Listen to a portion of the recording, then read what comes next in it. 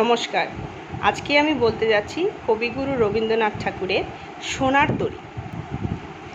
গগনে গরজে মেঘ ঘন বরষা, কূলে একা বসে আছি নাহি ভরসা। রাশি রাশি ভাড়া ভাড়া ধান কাটা হলো সারা, ভরা নদী ক্ষুরো ধারা খর বরষা, কাটিতে কাটিতে ধান এলো বরষা। একখানি ছোট ক্ষেত আমি একেলা, চারিদিকে বাঁকা জল করিছে খেলা।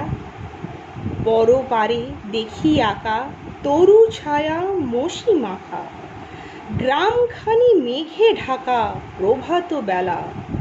এ পারেতে ছোট ক্ষেত আমি একেলা, গান গেয়ে তরি বেয়ে কে আসে পারে, দেখে যেন মনে হয় চিনি ও হারে। ভরা পালে চলে যায় কোনো দিকে নাহি চায়, ঢেউগুলি নিরুপায় ভাঙে দুধারে, দেখে যেন মনে হয় চিনি ও হারে।